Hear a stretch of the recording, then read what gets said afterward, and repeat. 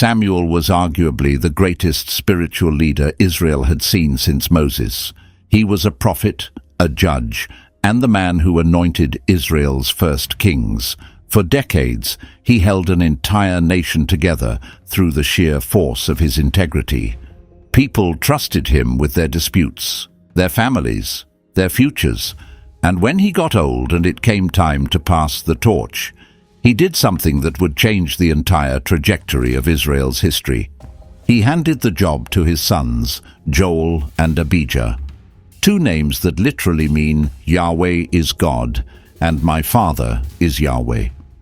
Two men whose names were declarations of faith stamped on them at birth by a father who walked with God closer than almost anyone in the Hebrew Bible. So why did they become the most corrupt judges in Israel's recorded history? Why did their betrayal of justice trigger the single biggest political upheaval the nation had ever experienced? And what does the original Hebrew text tell us about their corruption that most English Bibles completely bury? That is what we are going to uncover today, because this is not just an ancient story about two bad sons. This is a story about how corruption grows in the places you would least expect it, about how the children of the righteous can become the instruments of destruction, and about a pattern in Scripture that, once you see it, you will never be able to unsee. And honestly, it might be one of the most personally relevant stories in the entire Old Testament. Because if you have ever struggled with living up to someone else's legacy, or if you have ever watched someone you raised or mentored walk away from everything you taught them, this story is going to hit different. Let's go back to the beginning. To understand what went wrong with Joel and Abijah, you have to understand the man who raised them. And to understand Samuel, you have to understand the woman who prayed him into existence.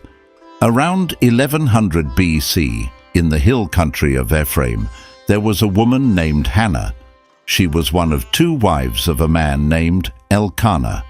The other wife, Peninnah, had children. Hannah had none. And in ancient Israel, that was not just a personal sorrow. It was a social catastrophe. A woman without children was considered cursed. She had no security, no standing, and no future. Every year the family would travel to the tabernacle at Shiloh to worship. And every year Peninnah would provoke Hannah about her barrenness. The Hebrew word used for what Peninnah did is ram, and it does not just mean she teased her. It means she thundered against her. She made her life unbearable. So one year at Shiloh, Hannah did something desperate. She went to the entrance of the tabernacle and poured out her soul before God. She was crying so hard and praying so intensely that the priest on duty, a man named Eli, actually thought she was drunk. He confronted her about it. And this is where it gets interesting. Hannah told Eli she was not drunk. She was in anguish. She was praying for a son. And she made a vow that if God gave her a child, she would give that child back to God for his entire life. She would dedicate him to the Nazirite vow. No razor would touch his head. He would serve God from infancy. God answered her prayer.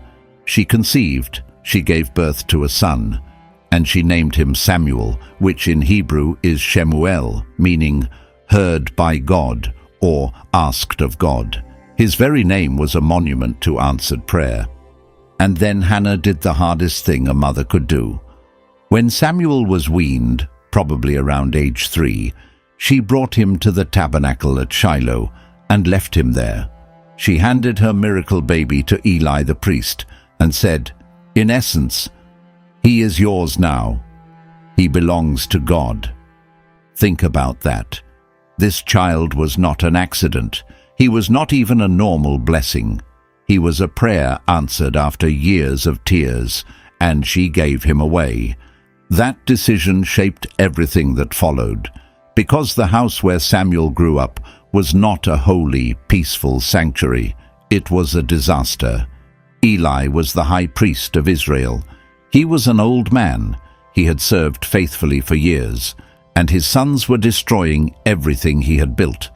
Their names were Hophni and Phinehas, and the Hebrew Bible does not hold back when describing what they did.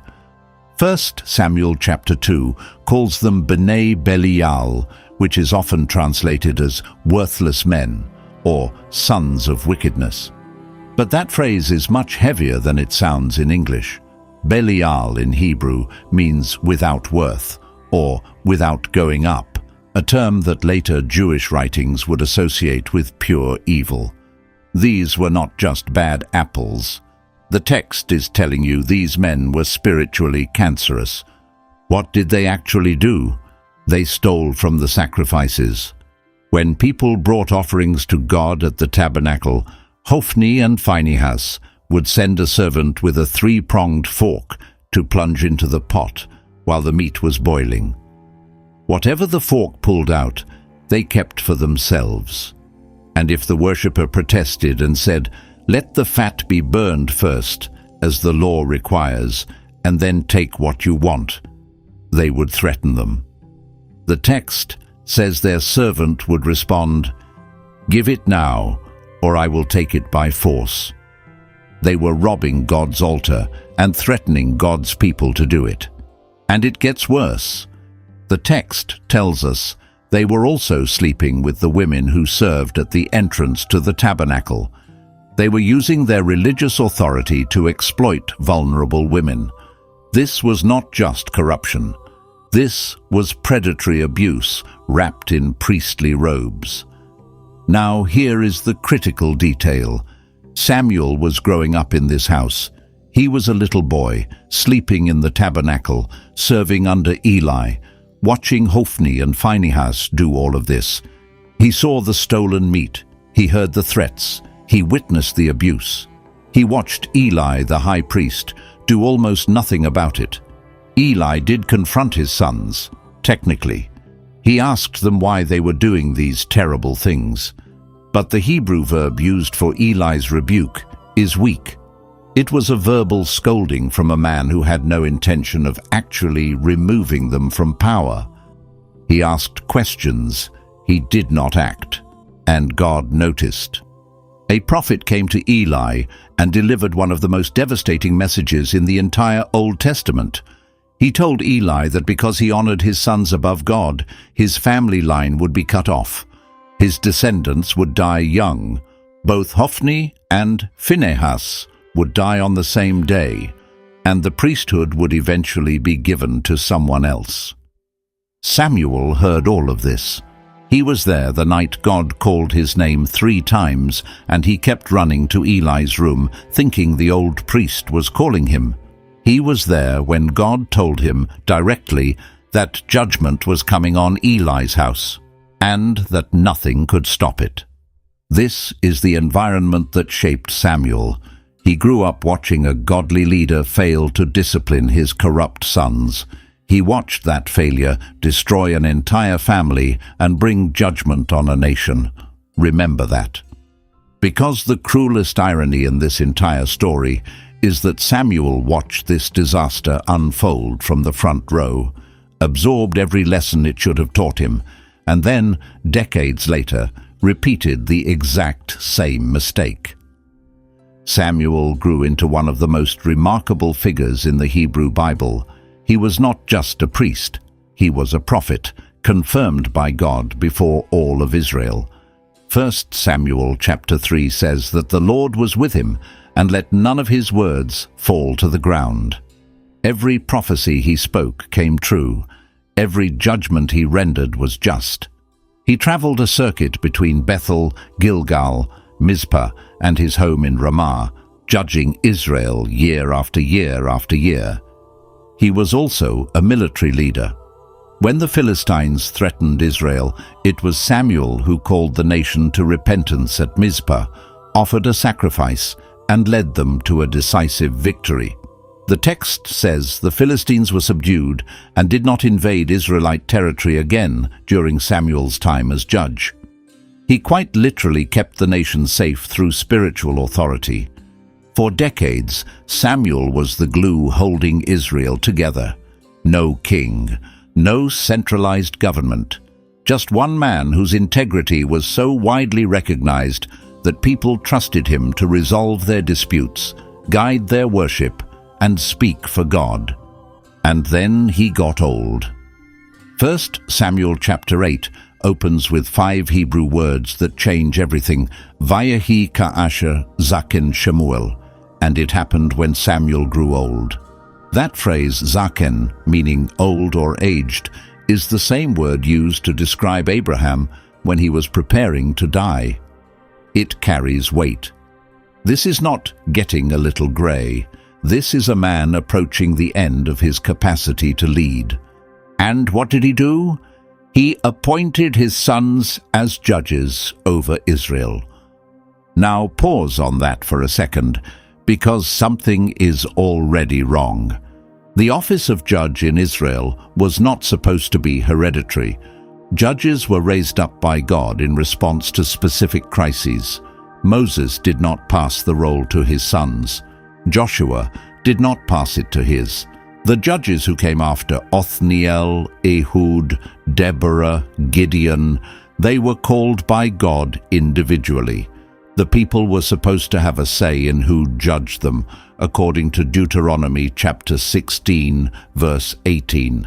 Samuel did not consult God. He did not consult the elders. He just appointed his sons. The Hebrew verb used is vayasem, which means he placed or he set. It is a unilateral action. He placed them in power the way you place an object on a shelf. He decided. Some scholars believe this was Samuel's first mistake, not because the men he chose were unqualified, though they clearly were, but because the act of appointing them at all was an overreach. Samuel, the man who had spent his entire life listening to God's voice, made this particular decision on his own, and he sent them to Beersheba. Beersheba. That name should mean something to you if you know the patriarchal narratives. This was where Abraham planted a tamarisk tree and called on the name of the Lord, where Isaac built an altar after God appeared to him and renewed the covenant, where Jacob stopped to offer sacrifices on his way to Egypt. Beersheba was sacred ground, soaked in the memory of God's faithfulness. But by Samuel's time, it was also something else. It was the southernmost settlement in Israel. When the Bible describes the full extent of the nation, it says from Dan to Beersheba, meaning from the northern border to the southern edge. Beersheba was the frontier, the boundary, the last outpost before the wilderness of the Negev, and it was 50 miles south of Ramah, where Samuel lived. 50 miles. In the ancient world, that was not a short drive down the highway. That was days of travel on foot or donkey. There was no email, no phone calls, no way for Samuel to keep daily tabs on what his sons were doing. Think about the geography for a moment. Samuel judged from a circuit in the central hill country. He stationed his sons at the extreme southern edge of the nation, whether he did it intentionally to give them independence, or whether he simply needed judges in the south. The practical effect was the same. Joel and Abijah operated with almost zero oversight, and that distance, that physical separation, became a metaphor for something much deeper, because it is in the absence of accountability that corruption finds its oxygen. Now, maybe you are thinking, well, Samuel trusted his sons. He raised them well. He expected them to do the right thing without someone watching over their shoulders. And that is exactly the point. Because the text is about to tell us just how badly that trust was betrayed. 1 Samuel chapter 8, verse 3. In the original Hebrew it reads, V'lo halchu vanav bidrachav, vayitu acharei habatza, vayikchu shochad, vayatu mishpat. Most English translations render this something like, His sons did not walk in his ways. They turned aside after dishonest gain, took bribes, and perverted justice. That is accurate, but it is also flat. The Hebrew text is doing something much more devastating than those English words convey. Let's break it apart, phrase by phrase, because every word in this sentence is chosen with surgical precision. V'lo halchu vanav bidrachav. His sons did not walk in his ways. The word halchu comes from halak, which means to walk, to go, to conduct one's life. It is one of the most important verbs in the Hebrew Bible. When God tells Abraham, "Walk before me and be blameless," in Genesis 17, that is halak. When the Psalms say, "Blessed is the one who does not walk in the counsel of the wicked," that is halak. The entire concept of Jewish law is called halakha, literally the way of walking. Samuel walked. His sons did not. The text is telling you this is not just about behavior. It is about a fundamentally different orientation of life. Samuel moved through the world in alignment with God. His sons moved in a completely different direction. And then comes the key phrase, Vayitu acharei habatsa. They turned aside after habatsa. Now, most English Bibles translate betsa as dishonest gain. And while that is technically within the semantic range, it misses the violence embedded in the Hebrew word. Betsa comes from the root batsa, which means to cut off, to break off by violence, to plunder. The noun form, betsa, does not just mean dirty money. It means gain acquired through violence, exploitation, or coercion. It is the word used for plunder taken in war. It is the word Judah used when he suggested selling Joseph instead of killing him. What betsa is it to us if we kill our brother? When the text says Joel and Abijah turned aside after betsa, it is saying they pursued gain the way a soldier pursues plunder. This was not passive corruption. It was not skimming a little off the top. The Hebrew implies an aggressive, violent extraction of wealth from the people they were supposed to protect. And then, Vaikchu shochad. They took shochad. Shochad means a bribe. But in the Torah, this word carries the weight of divine prohibition. Exodus 23 verse 8 says, "Do not accept a shochad, for a shochad blinds the clear-sighted and corrupts the words of the righteous." Deuteronomy 16 verse 19 repeats it almost word for word. The Talmud later says that any judge who takes shochad brings divine anger upon the entire world.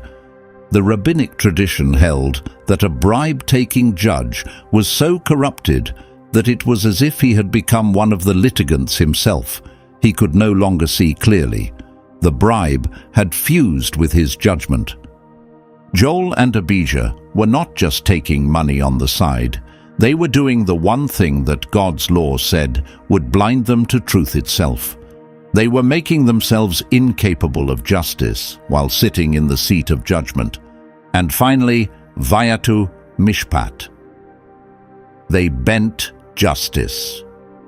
The verb nata means to bend, to stretch, to incline, to turn aside. And mishpat is one of the most important words in the entire Hebrew Bible. It appears over 400 times. It means justice, judgment, the right order of things, the way things are supposed to be. When the prophets cry out for justice and righteousness, mishpat is what they are demanding. Joel and Abijah took mishpat, the sacred obligation of making things right between human beings, and they bent it, they warped it, they took the straight line of God's justice and curved it to serve whoever paid the highest price. So when you put the whole verse together in its full Hebrew weight, you get something far more devastating than "they were dishonest." You get, "They did not walk as their father walked. They aggressively pursued violent gain. They accepted the one thing God's law said would make them spiritually blind, and they took the sacred order of justice and bent it until it broke. That is what was happening in Beersheba. Think about what that meant for the ordinary people of the Southern Territories. If you had a land dispute and your neighbor was wealthier than you lost. If someone stole your livestock and could afford to pay off the judge, you had no recourse. If a widow was cheated out of her inheritance, she had no advocate. The very system designed to protect the vulnerable was now weaponized against them, and the men doing this were the sons of Samuel, the sons of the most trusted man in Israel. They were trading on their father's name while violating everything that name stood for. I want you to sit with something uncomfortable for a moment. Have you ever been in a position where you were trusted because of someone else's reputation, where doors opened for you because of a name you carried, or a relationship you had, or an institution you belonged to? And have you ever been tempted to use that trust for your own benefit, knowing that nobody was really watching? Because that is exactly what Joel and Abijah did. They inherited credibility they had not earned, and they spent it on themselves.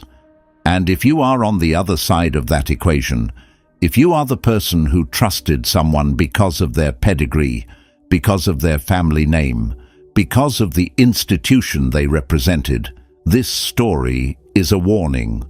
Credentials are not character. A name is not a guarantee. Now let's talk about those names, because this is one of those details that, once you see it, makes this whole story cut about 10 times deeper. Joel, in Hebrew, Joel. It is a combination of two divine names. Yo is an abbreviated form of the Tetragrammaton, YHWH, the sacred name of God, and El is the word for God, from Elohim. Put them together, and Joel means Yahweh is God. It is essentially the name Elijah reversed. Elijah means, my God is Yahweh. Joel means Yahweh is God. Same declaration, different word order. Abijah. In Hebrew, Aviyah. Avi means my father. Yah is again an abbreviated form of YHWH. So Abijah means my father is Yahweh, or Yahweh is my father. Samuel named his firstborn Yahweh is God, and his second, my father is Yahweh. These were not casual names. In ancient Israelite culture, naming a child was a prophetic act.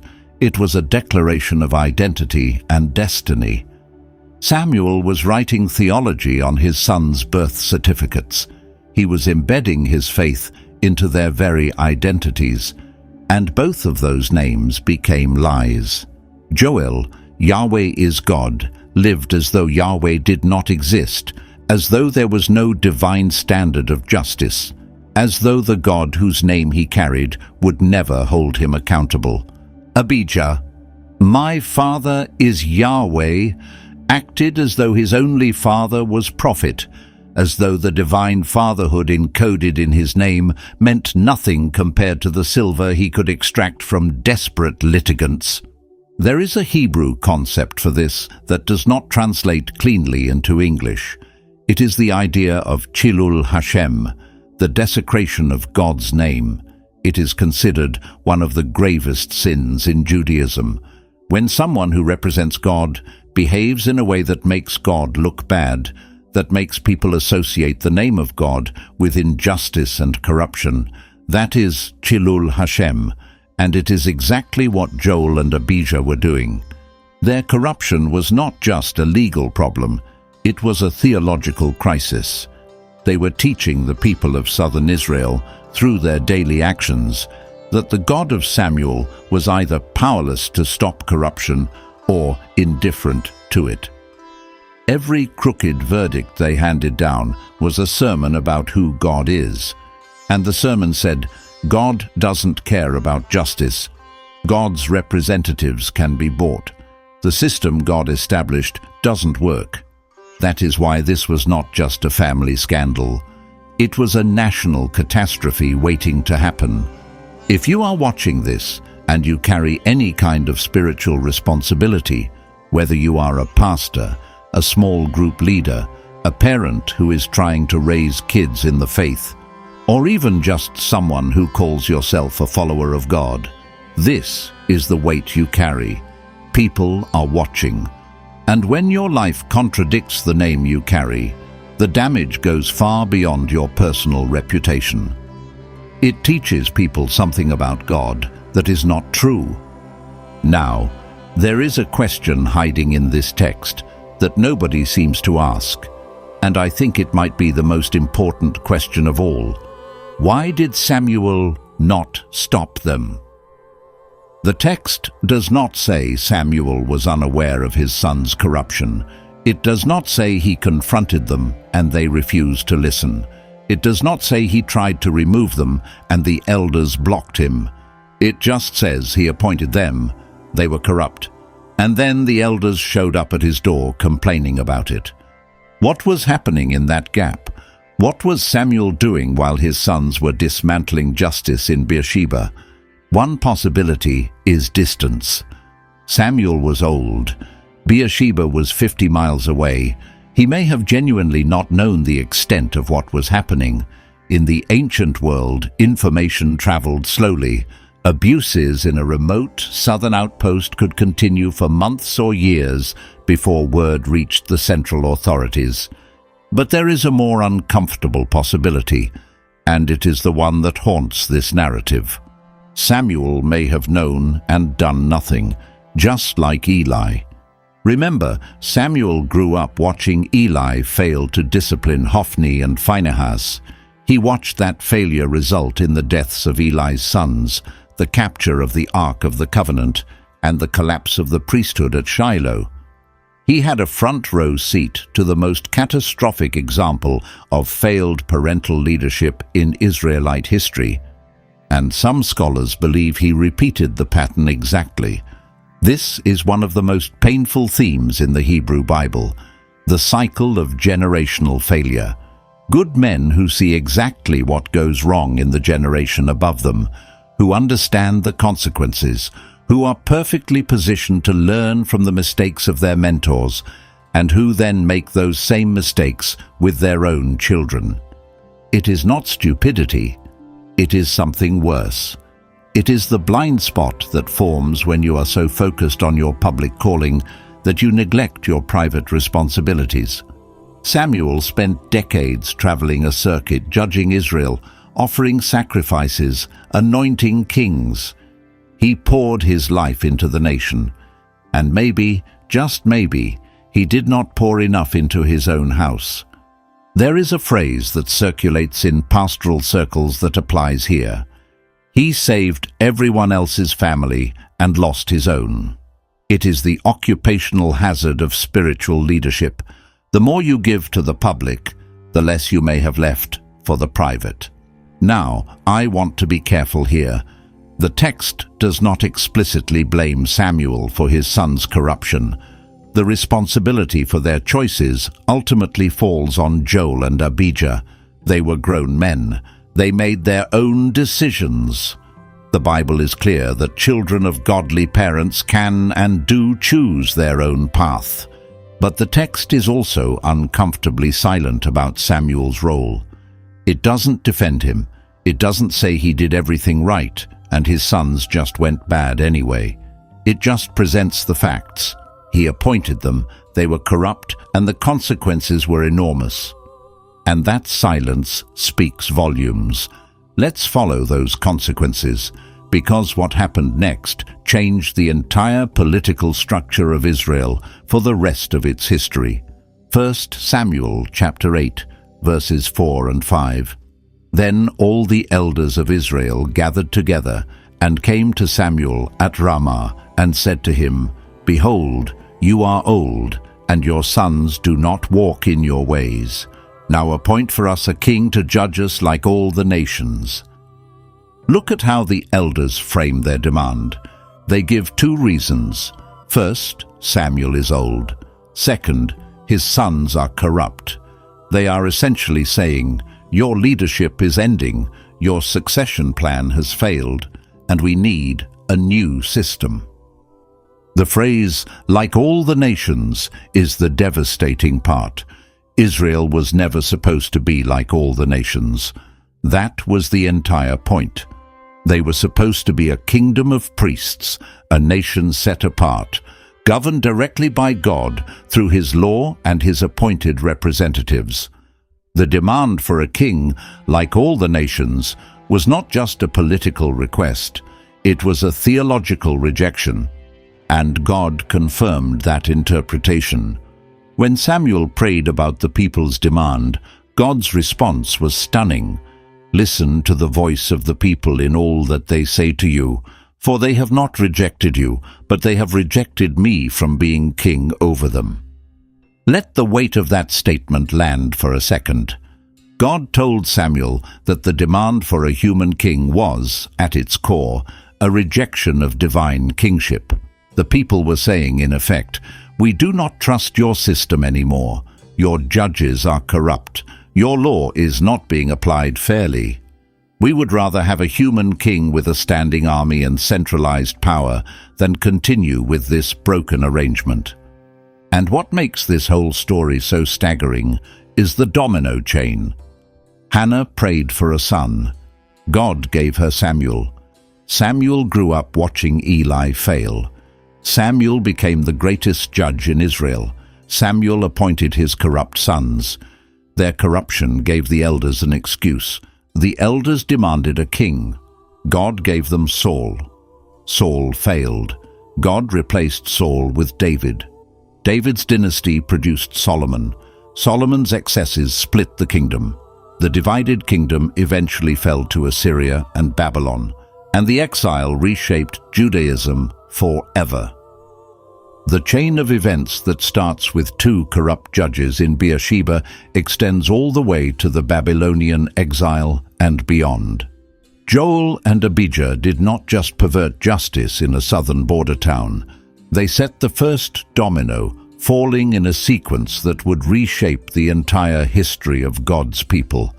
That is the weight of corruption in a position of trust. It does not just affect the people directly harmed.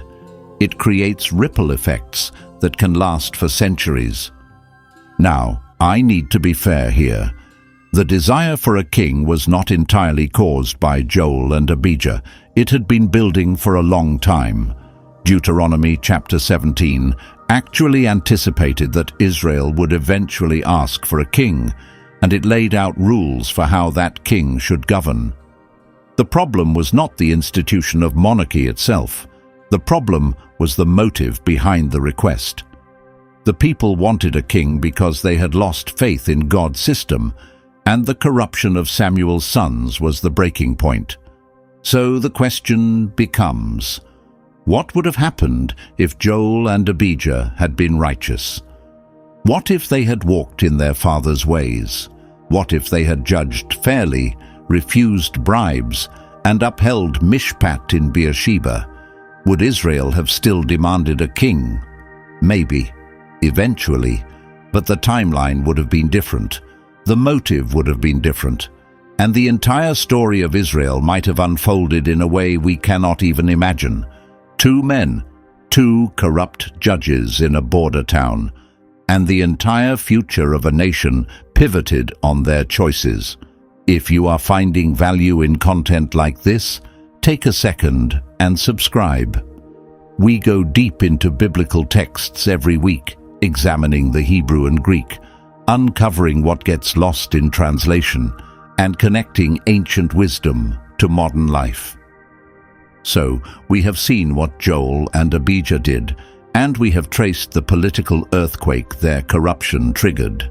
But there is a deeper layer to this story, and honestly, it might be the part that matters most to you personally. There is a pattern in Scripture that is so consistent, it almost functions like a law of spiritual physics. Godly parents, wayward children. It happens over and over. Eli was a faithful priest. His sons were predators. Samuel was a righteous judge. His sons were crooks. David was a man after God's own heart. His son Absalom tried to steal his throne, and his son Amnon committed an unspeakable crime against his own sister. Solomon was the wisest man who ever lived. His son Rehoboam was so arrogant and foolish that he split the kingdom in two. Hezekiah was one of Judah's greatest reformer kings. His son Manasseh became the most wicked king in Judah's history, filling Jerusalem with innocent blood. The pattern is relentless, and it raises a question that every believing parent, every spiritual leader, every mentor has to wrestle with. If the most righteous people in the Bible could not guarantee the faithfulness of their children, what does that mean for the rest of us? Here is what I think the text is teaching, and I want to say this carefully because it is a truth that can bring both pain and freedom. Righteousness is not genetic. Faith is not inherited the way eye color is inherited. You cannot pass it down through DNA or osmosis or proximity. Every generation, every individual has to choose for themselves. Joel and Abijah did not become corrupt because Samuel failed as a father, necessarily. They became corrupt because they made choices. They saw the path of integrity and the path of profit, and they chose profit. They had the same information their father had, the same access to God, the same knowledge of the law, and they rejected it. This is actually one of the central tensions of the entire Hebrew Bible. God works through families and generations and covenants, but the covenant requires personal consent. You can be born into the right family, given the right name, raised in the right house, and still walk away. And if you are a parent watching this, I know that truth might land like a punch in the stomach, especially if you have a child who has walked away from the faith you tried to give them. You might be asking, what did I do wrong? Where did I fail? And the story of Samuel suggests that sometimes the answer is, maybe you did not fail at all. Maybe your child is Joel. Maybe your child is Abijah.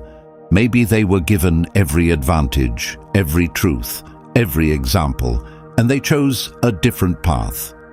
That does not mean you stop praying. It does not mean you stop loving them. It does not mean you give up. But it does mean you release yourself from the crushing weight of thinking that their choices are your fault. Because even God, the perfect Father, has children who reject Him. That is the whole story of Scripture. And if the perfect Father has rebellious children, then imperfect human parents are not failures for having them too. But there is another angle to this story that deserves attention, and it is less comfortable. Because while it is true that Joel and Abijah made their own choices, the text does give us some clues about what might have contributed to their corruption, and those clues are worth examining honestly because they apply to anyone who carries authority and influence. The first clue is distance. Samuel stationed his sons 50 miles away in Beersheba. Whether intentional or not, that geographic distance created a vacuum of accountability. Joel and Abijah operated in a place where no one with authority over them could easily observe what they were doing. And when accountability disappears, temptation fills the space. This is a universal principle, not just an ancient Israelite one. When leaders operate without oversight, when there are no checks on their power, when they are physically, structurally, or relationally isolated from the people who could hold them accountable, corruption becomes almost inevitable. Not because people are inherently evil, but because the human heart, as Jeremiah 17 tells us, is deceitful above all things. The second clue is precedent.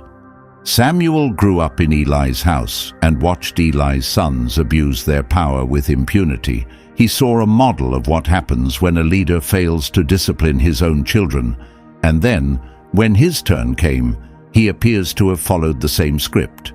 He appointed his sons to positions of power and, as far as the text tells us, did not establish any system of accountability for them.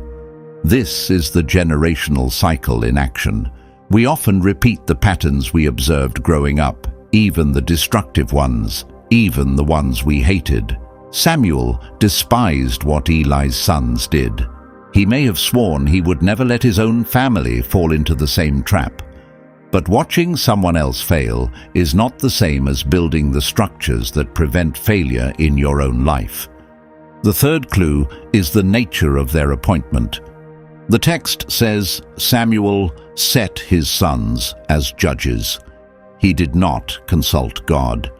There is no record of divine instruction or prophetic confirmation. Samuel, the man who heard God's voice as a boy, who had spent his entire career listening for divine direction, apparently made this one decision on his own. And it is possible, just possible, that this was an act of pride, or comfort, or exhaustion. Maybe Samuel was tired. Maybe he wanted to keep things in the family because it was easier than searching for qualified strangers. Maybe he assumed that his bloodline would automatically produce integrity. Whatever the motivation, the result was a catastrophe, and it teaches something important about leadership succession. The person you want in the role and the person who should be in the role are not always the same. Now, let's come back to the broader theological picture, because this story does not end with corruption. It ends with a choice, and that choice has echoes that reach all the way into the present. When the elders came to Samuel and demanded a king, God told him to grant their request. But God also told Samuel to warn them. And the warning Samuel delivered is one of the most prophetic and practical speeches in the entire Old Testament. He told them what a king would do. He will take your sons and make them soldiers. He will take your daughters and make them perfumers and cooks and bakers. He will take the best of your fields and vineyards and olive groves and give them to his officials. He will take 1/10 of your grain and your vintage. He will take your male and female servants and the best of your cattle and donkeys and put them to work for himself. He will take 1/10 of your flocks, and you yourselves will become his slaves. The Hebrew verb yikach is repeated over and over. He will take, he will take, he will take. Samuel is painting a picture of centralized power that extracts wealth from the bottom and concentrates it at the top. He's describing a system that looks, ironically, a lot like what Joel and Abijah were already doing, except scaled up to national proportions. And then Samuel says the most chilling line, "When that day comes, you will cry out for relief from the king you have chosen, but the Lord will not answer you in that day." The people heard all of this. And their response? "No, we want a king over us. Then we will be like all the other nations, with a king to lead us and to go out before us and fight our battles." They chose human power over divine governance. They chose the predictability of a king they could see over the uncertainty of a God they could not. And the corruption of 2 judges in Beersheba gave them the moral cover to make that choice without feeling like they were rejecting God. That is what makes this story so sophisticated. The elders were not wrong that Joel and Abijah were corrupt. They were not wrong that the current system was failing. They were not wrong that something needed to change. But their solution, a human king, like all the nations, addressed the symptoms while creating an entirely new set of problems. And this connects to your life in a way that might surprise you. How often have you experienced a legitimate injustice or failure in a system that was supposed to work, whether that is a church, a family, a workplace, an institution, and in your frustration, you reached for a solution that was just a different version of the same problem? The Israelites swapped corrupt judges for an extractive monarchy. They traded one broken system for another. Not because they were stupid, but because when you are in pain, any alternative looks better than the status quo. The deeper question the text is asking is not, should Israel have had a king? The deeper question is, where do you place your trust when human systems fail? Do you run to another human system, or do you run back to the God who was never the one who failed you in the first place? Because God did not fail Israel, Joel and Abijah failed Israel. The institution of judges did not fail. The men occupying the seats failed. And the people, in their grief and anger, confused the failure of the representatives with the failure of God himself. God even said so. They have not rejected you, Samuel. They have rejected me. So what do we do with all of this? Let me pull together the threads of this story, because they weave into a picture that I think has something to say to every single person watching this, regardless of where you are in your faith journey. First, there is the thread about legacy. Samuel's story teaches us that legacy is real, but it is not automatic. Having godly parents is a privilege. Growing up in a faithful home is a gift, but it is not a guarantee. At some point, every person has to take the faith they inherited and make it their own. You have to stop borrowing your parents' relationship with God and build your own. Joel and Abijah never did that. They inherited a name, a position, and a reputation, but they never internalized the faith behind those things.